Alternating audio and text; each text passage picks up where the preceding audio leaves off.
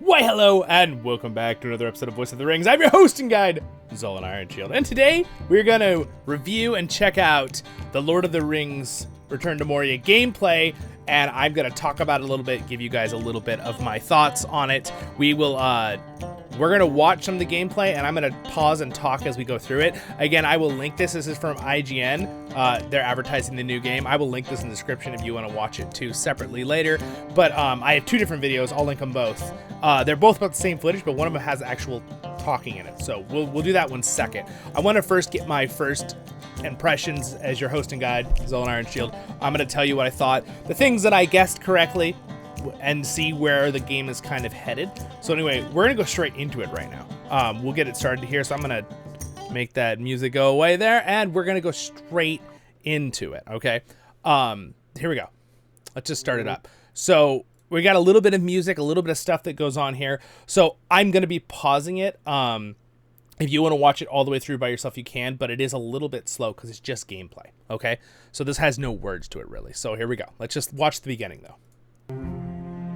I love the map. First thing off the bat, love the map.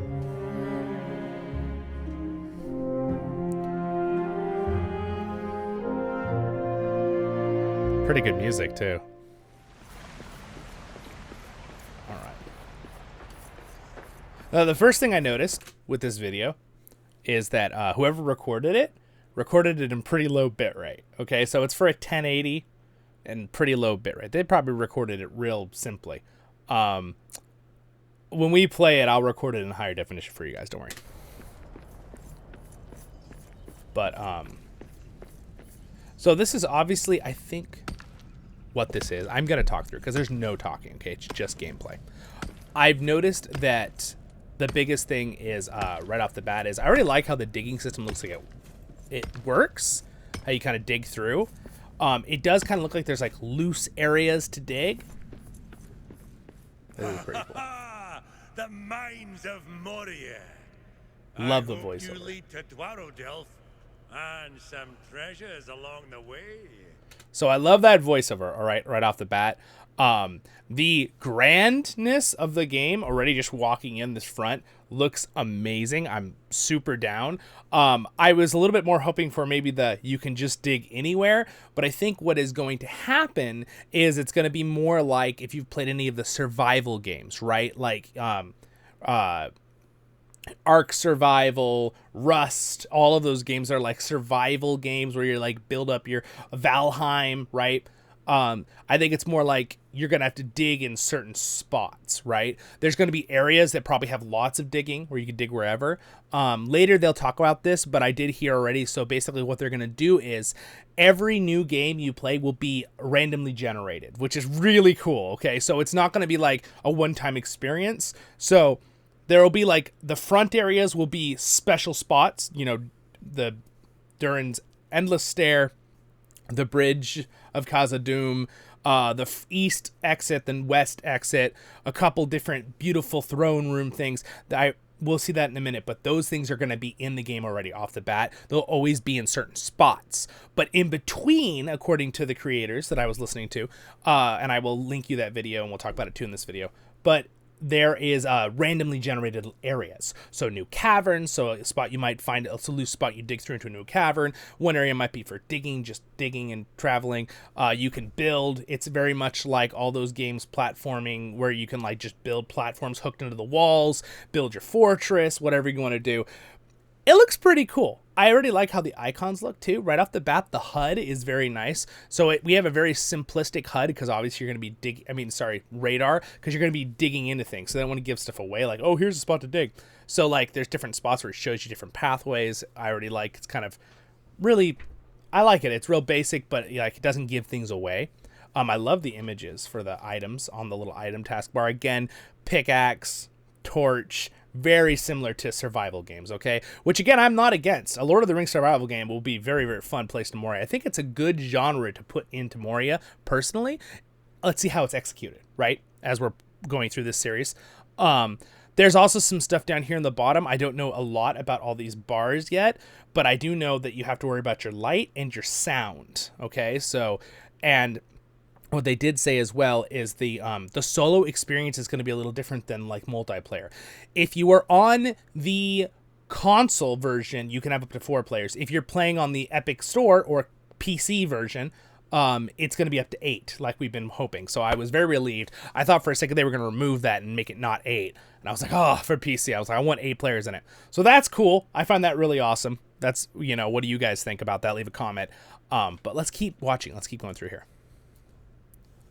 So it's very, let's see. Do I have the sound all the way up in the video? I do. The sound is really, like, you can hear the cave, but it's really quiet. So it's going to be really important for the differences. I forgot this train of thought. There's some rats, right? That's kind of cool.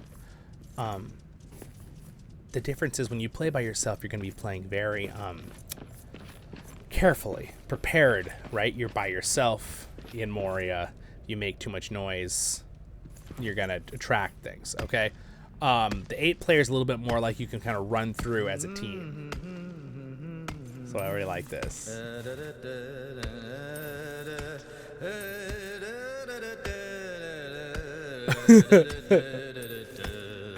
That's... A day of toil, my pick and soil, part of it o'er till days and way. Hey, when the work is done, ale in my hand by the hearth.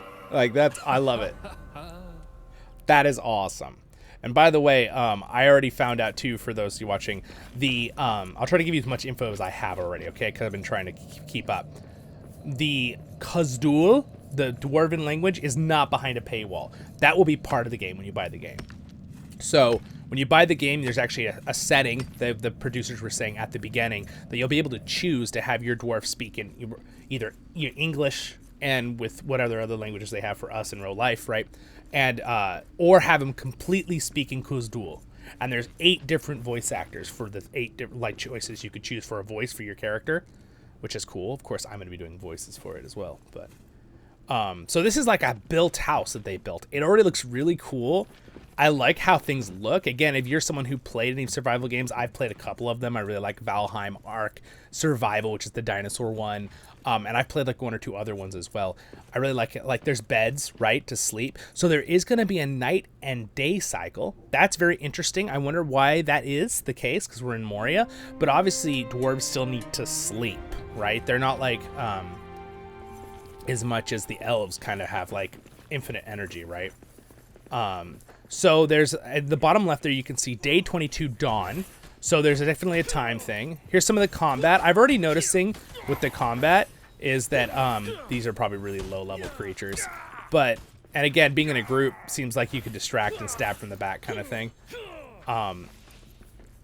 There's blocking. That guy has a shield. This guy has a sword. The other guy was blocking with his sword. The other guy was blocking with a shield. So there's a block system. I know there's a roll system in the game because you're going to fight bigger and badder creatures than that.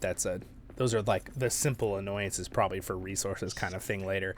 These guys look like they're well into the game, obviously, because they're full geared out. They've got all these items down here. His inventory, when he opens it, you'll see is like completely full. I'll pause it when he opens his inventory if I can.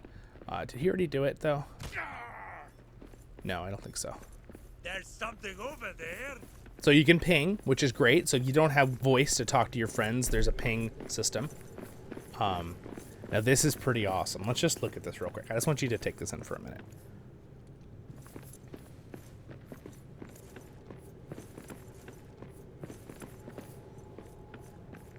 All right. Okay, so let's look at his inventory real quick here. Let's see what we got. Looks like a real survival type game. I like it that it's just a basic inventory style. I like the pictures of the icons. It looks like we have gloves, chest, a helmet. He's not wearing one. Boots, and a backpack or some kind of back item. That's what it looks like. Those are like those slots to put stuff on your character. We also have a bunch of things up there. We'll learn about them as we play. You know, a map system or whatever. And again, it looks like, so you have a level of armor, which is the blue. There's a stamina and an energy bar, which I find very interesting. So I wonder why there's both of those. Do you see those bars over there? So here's I'm going to guess on this one because I don't know the details on this yet. I'm assuming that the energy bar can be increased by what food you consume, right? Or something. right? Different levels of food. Maybe also where you have to sleep, or maybe you get a really bad negative on that stuff. You know, that's where the survival aspect comes in, and why there's a night and day cycle.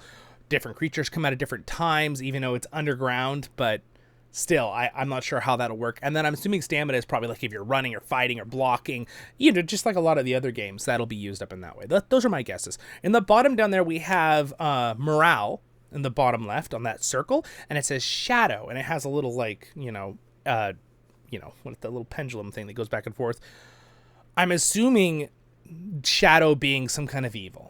Now, we know we're going to be talking about the nameless creatures, right, in this series, in this game. So that'll be cool, because we all know the Balrog is already dead, right? We all get that. So I'm assuming that's what we'll be doing. There's also a food thing down there. If you notice, his food is really low. And then health and armor. So again, armor's probably, takes a certain amount of damage. Maybe either reduces the damage you take, or just outright takes it until the armor is broken, and then you take physical damage. I don't know how that will work for the game mechanics. We'll see. Let's keep going. So this part is really cool, though.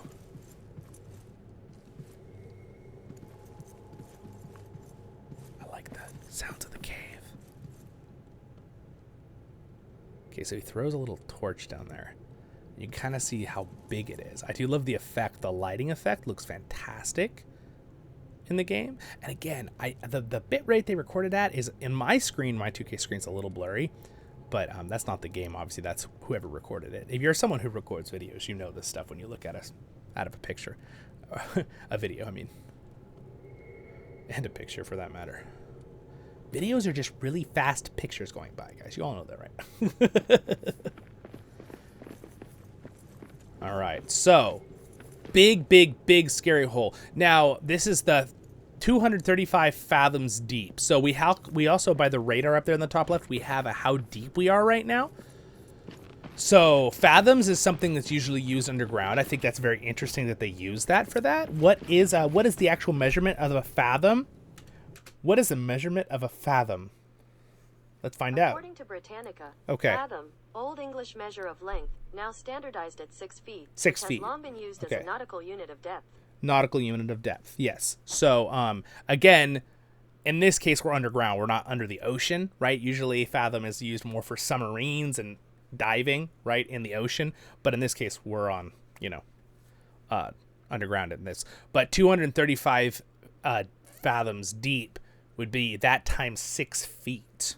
So it's pretty darn deep. It's pretty darn deep. We're not like super deep yet. But remember, we are under a mountain, so they're probably counting from the land, not the mountain's height. Side note. So, this whole thing... descent is beautiful, but what is in the lower deeps? Better loot's always deeper. Everyone knows that. I love those. It feels like we're descending into history. I really like the voiceovers. They're very good. And it sounds like they do have a female dwarf voice, but I would like to point out all these dwarves have beards, so maybe we have a little bit more of a... We're going to follow that a little closer, right, to what we think. That kind of stuff. So... Okay.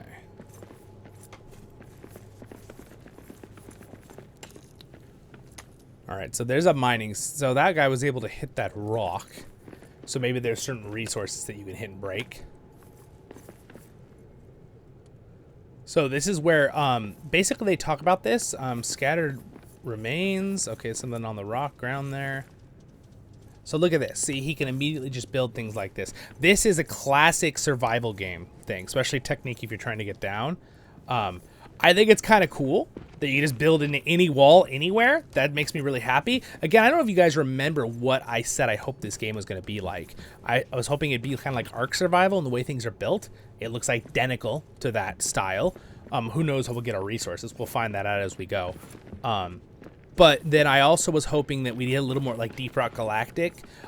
There will be where there's like openings to dig into, but I don't think it's going to be like It'll be more digging like than Lotro has, right? Where it's just a rock for mining. It'll be more digging into an area to find things like in deep. But I think it will be more like designated areas, like a certain ground. And you're like, oh, I can dig into that because it's loose, whatever.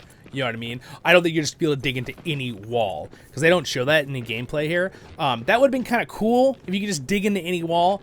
But I think the reason is it's because of the actual engine and stuff. That would probably be like. There's a reason Minecraft looks like it does. Let's just put it that, point it that, okay? The certain look and graphical engine. Sure, you can do it, but they're already going to have automated generated stuff, it seems like, in the game. So I think it'll still be just as fun. And I'm sure there will be lots of digging areas. So basically what they said here, I thought he was going to fall, dude. I'd like to actually see him fall so we know how that ends for me in the future. Here we got some like scary looking fog thing. I'm assuming it's some kind of toxic gas or something new with the nameless, because that's what I'm thinking, right? There's some nice water. Okay. So this whole part is, they talk about it in the video, but this whole part is they're descending into one of the harder levels, deep down. You have to that's the challenge, you get down. So the whole game isn't going to be us trying to get down deep holes, okay?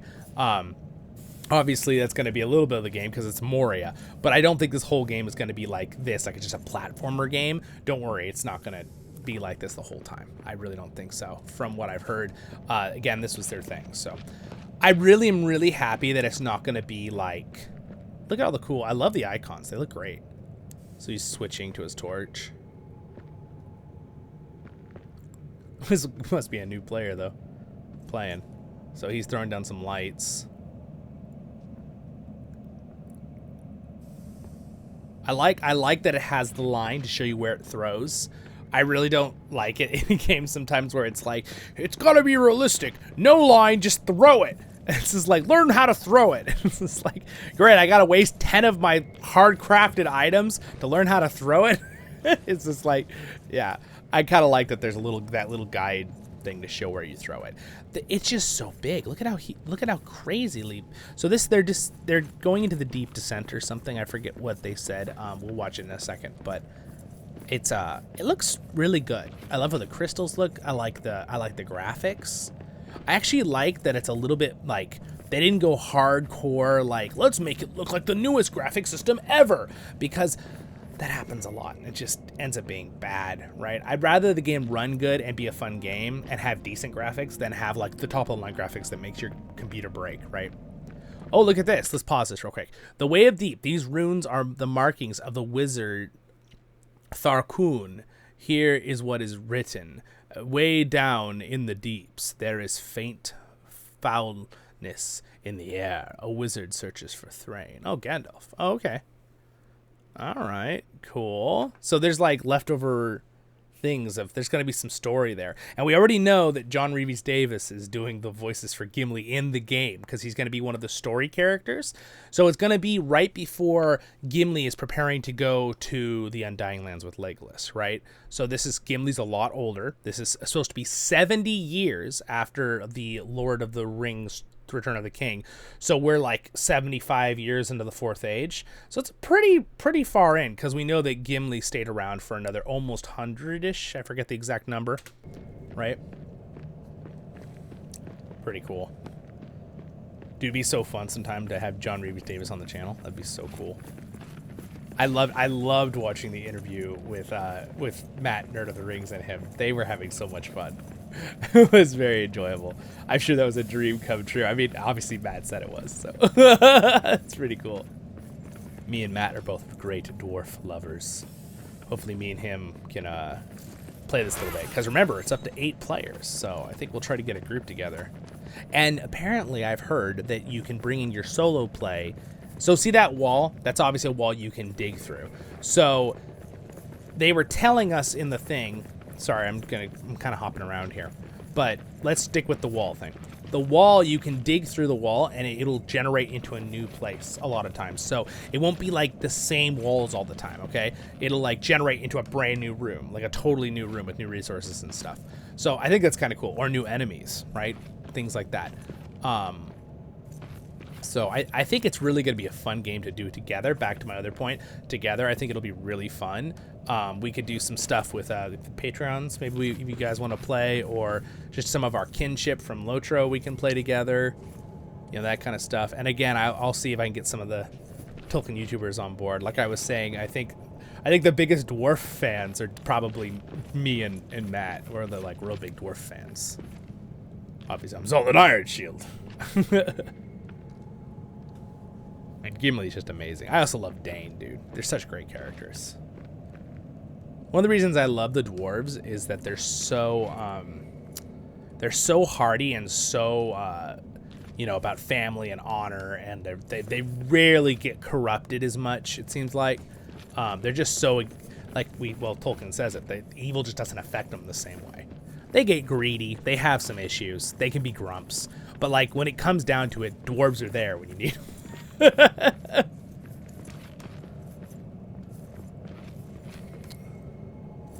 They've got a very good culture, I guess. At least in Tolkien's version. I like dwarves in a lot of other games too, though. Those crystals look so great. So anyway, this is the gameplay. I just wanted to comment on it.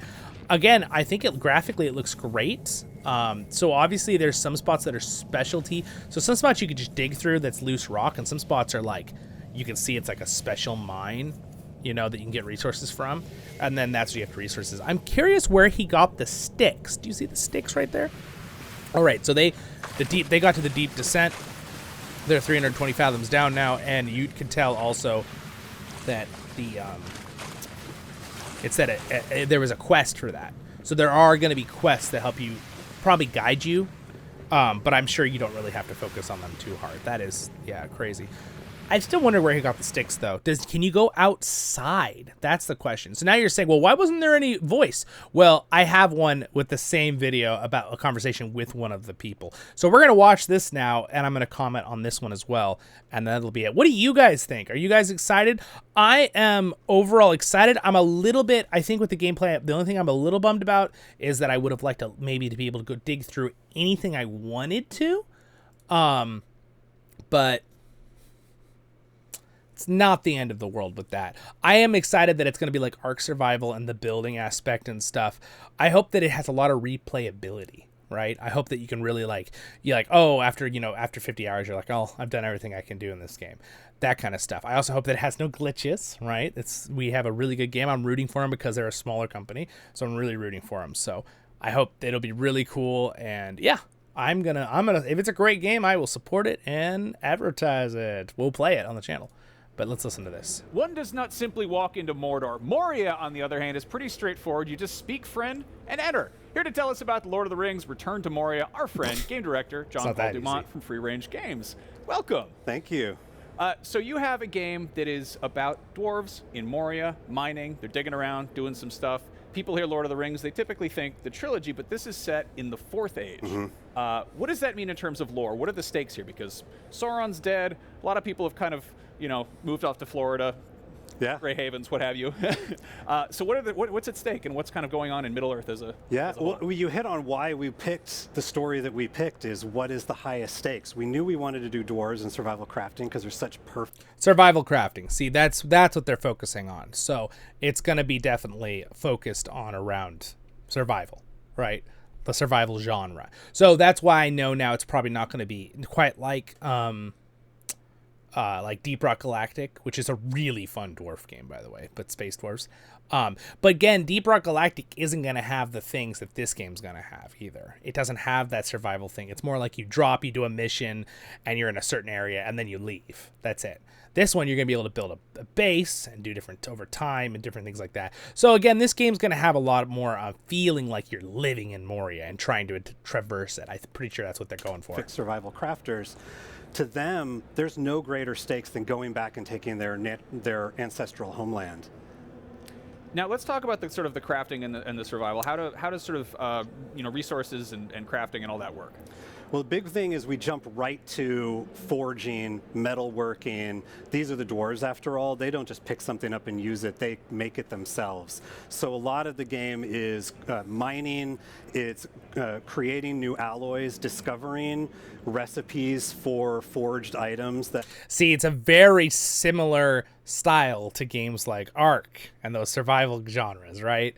Again, I say Ark because I play them the most, but I mean, obviously there's many others like Rust, and even Fortnite has the building platforms, right? But Fortnite's not really a survival game. It's more of a shooter game. Yeah. Anyway, I don't play that game. I find that the experts out there can tell me more in the comments, but I find that I'm very excited about this. I really think this is going to be really, really neat.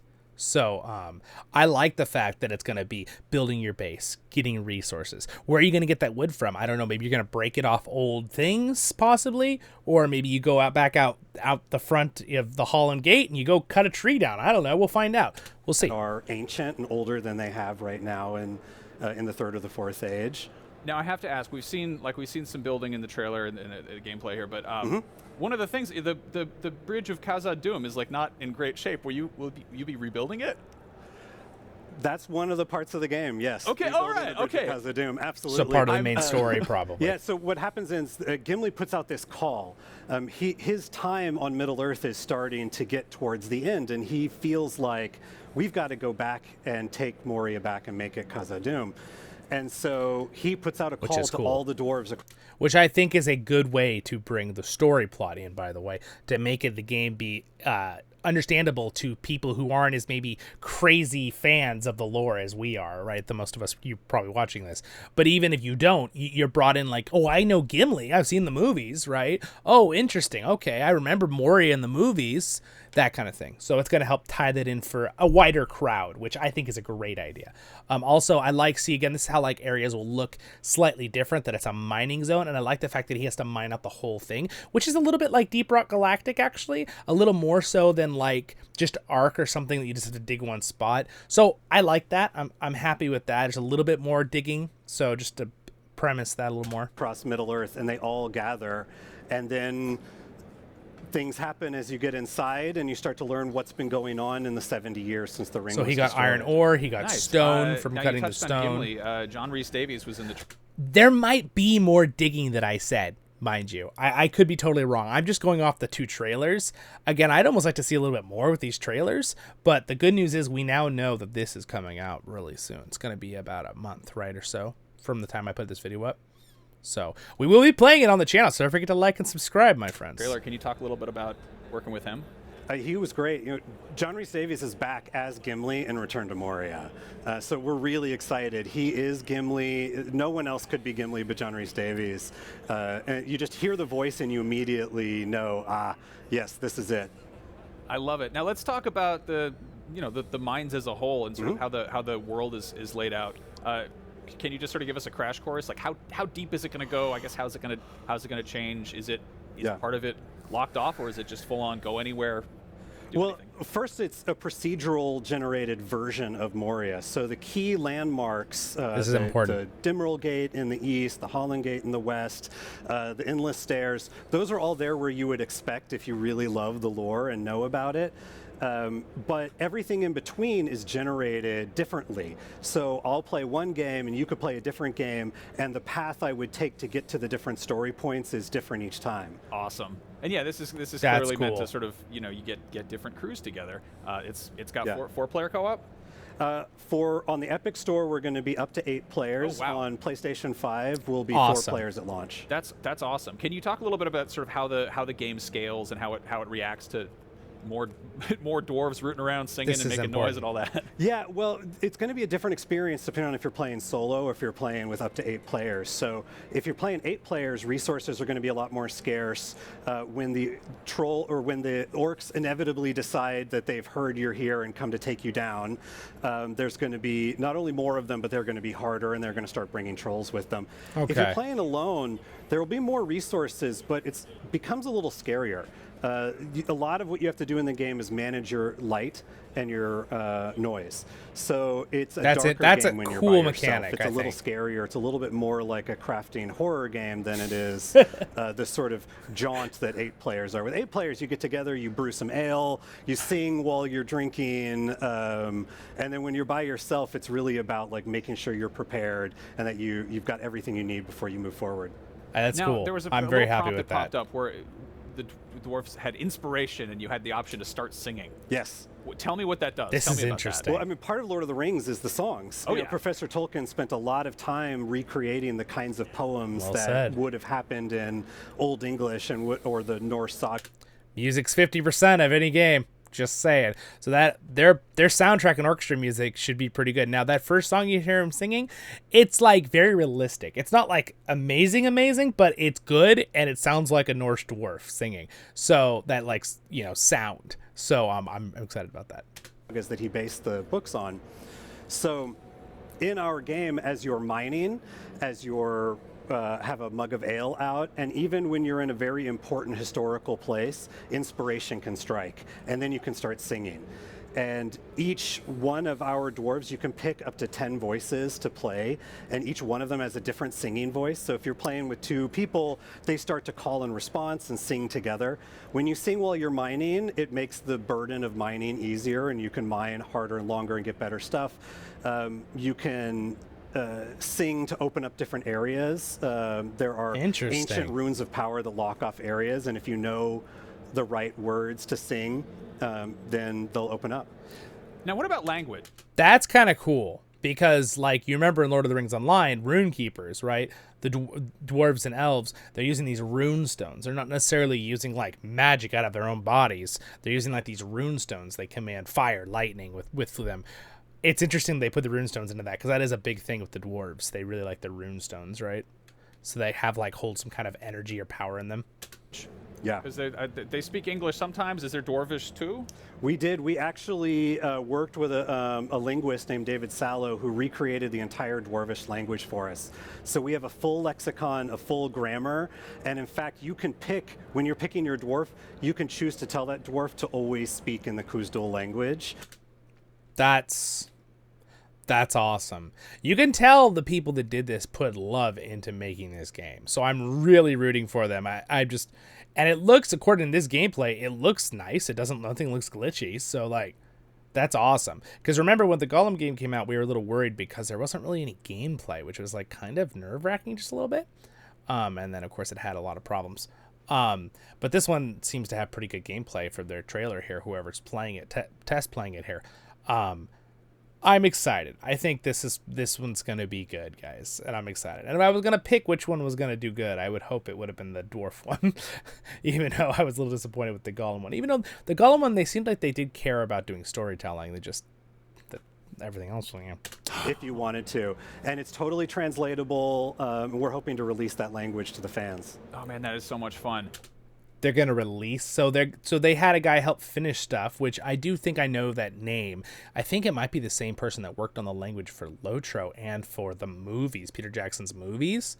But he says he wants to release it for the fans. So that means all the work they put into putting that language into like having more completion, because Tolkien never really fully completed it.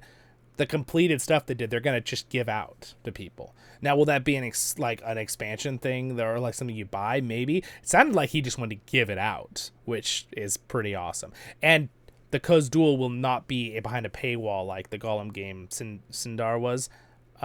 It's going to you're just going to have it in the game when you get it. So now let's talk combat and enemies. First big question is, like, a lot of people hear Moria, they think, the Balrog, but the Balrog is not around these days. So what kind of stuff can we expect to see besides? Well, the Balrog was a threat you needed someone like Gandalf to take out, and so to tell that story again would be telling Gandalf's story. Right. And we've been really excited to try to tell a new story. So many experiences in Lord of the Rings are replaying the Ring story, and we want to tell something completely different. So we have a different big enemy that you will eventually figure out what's going on, and that's a big surprise. So I don't want to spoil. it's gonna be something with the Nameless, guys. Now Lotro's gone a lot into the Nameless stuff, so I'm curious to see how they will portray the nameless and how what their rendition of the idea of those creatures will be. Those void evil monsters, kind of demonish creatures. That. But throughout, you are going to fight orcs and trolls, and you're going to find out what the unnamed things are that gnaw deep below the bones of the mountain. Ooh. Now, because it's procedurally generated, is it sort of a different surprise around every corner? It is, yeah. You know, as you move through the story, it gets harder, and you need that guy better was able stuff. to knock that and off. you progress from city and suburban kind of biomes into mines biomes, into what is down in the flooded areas, and then what are the darkest parts, and then on to eventually you get to the great city of Dwaradelf and these huge vistas. It's one of the fun things about the game is as you're going, you come across a collapse and you have to dig your way through from section to section. And each time you do that, you don't know what's on the other side. Because they're generated. It could be a room that looks just like you were in. It could be a camp of That's orcs cool. ready to ambush you. It could be a giant city vista with waterfalls and a grand view. Oh man, this is all really exciting. What you're seeing here is actually one of our deepest parts of the game that will take you a pretty long section. You're going to have to be really prepared. So you are actually descending from one of the higher levels down all the way to the deepest section you can go. So that's why this is a little bit of truncated so we could show the whole thing. But this is a group of dwarves descending way, way far deep. One of our deepest descents. So they went on a mission. I'm very excited kind of. to check this out. You can go mine some Mithril for yourself when the Lord of the Rings Cool. Return to Moria hits PC and new-gen consoles later this year. But right now, more Gamescom Studio right here on IGN. Cool. All right. Well, that's what I wanted to talk about. So, that's about it. I don't want to make the video too long. My thoughts are I'm excited. I think it'll be a good game. We are definitely going to be playing. It's my kind of game. I actually am a big fan of, I love the Valheim. I love the Ark Survival game, and I've played a few other survival games. I think those are fun to fight creatures, find supplies, explore, and to build your base kind of thing. I think that's super fun. I enjoyed that a lot. I think it'll be a fun thing for you guys to watch or come play with me. Again, any of my newest live streams will have a link to Discord if you want to join us. And thank you so much for watching today, my wonderful friends. Thank you to my wonderful Patreons for their support. I appreciate it so much. You guys have a great and wonderful day in Middle-earth, and I'll see you all in the next episodes of Voice of the Rings. Baruch Hazad, Kuzad, I'm Enyo, and we will be playing some Return to Moria, so don't forget to subscribe. See ya!